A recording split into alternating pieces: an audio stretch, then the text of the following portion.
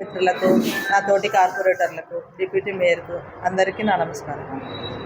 ఈరోజు press meet ఎందుకు అంటే, మన యూనస్ బాషా పైన ఇంతకుముందు కేసు పెట్టారు, ఇప్పుడు మళ్ళీ అటెంప్ట్ మర్డర్ అని కేసు పెట్టారు. అది ఎందుకు అలా కక్షగా సాధింపు చేస్తున్నారో అర్థం కావట్లేదు. టీడీపీ ప్రభుత్వము ఇంత దౌర్జన్యంగా పాతది ఏదో మనసులో పెట్టుకొని దౌర్జన్యంగా చేస్తున్నారు.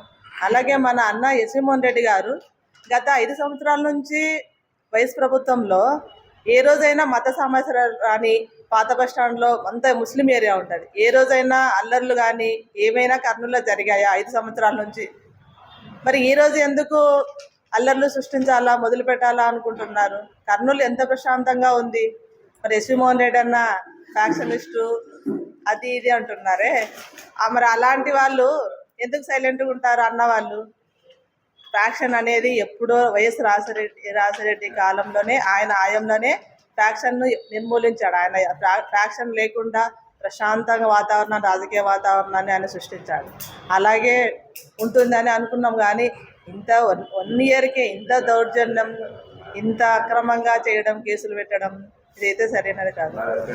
మహబూబ్ బాషా అనే వ్యక్తి ఆయనే షాపు పగలగొట్టి, ఆయనే దౌర్జన్యంగా మళ్ళీ కేసు పెట్టి ఒక అమ్మాయిని ఇన్వాల్వ్ చేస్తే స్ట్రాంగ్గా ఉంటుందని వాళ్ళని ఎవరినో రిలేటివ్ని వాళ్ళనే తెచ్చి అమ్మాయిని కూడా ఉంది, అమ్మాయిని కొట్టారు అని చేశారు. అసలు యూనస్ బాషా ఎక్కడున్నాడో ఆ టైంలో?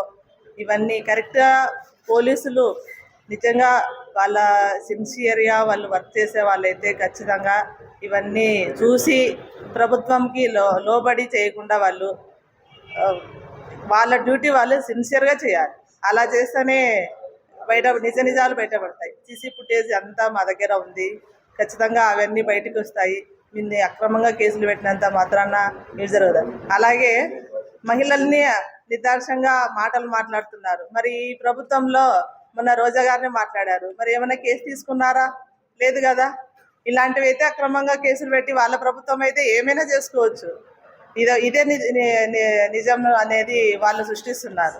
ఏం చేసినా చెల్లుతుంది ప్రభుత్వంలో అనుకుంటే కాదండి. ఇది ప్రజలు చూస్తారు, ప్రజలే రోడ్డుకెక్కి ధర్నా చేసే పరిస్థితిని ప్రభుత్వం తెస్తుంది. ఇది ఖచ్చితంగా నిజమైతుంది. చూడండి, దయచేసి పోలీసులు అయితే ఇది గమనించి నిజాలేంటో తెలుసుకొని చర్యలు తీసుకోవాల్సిందిగా కోరుతున్నాం.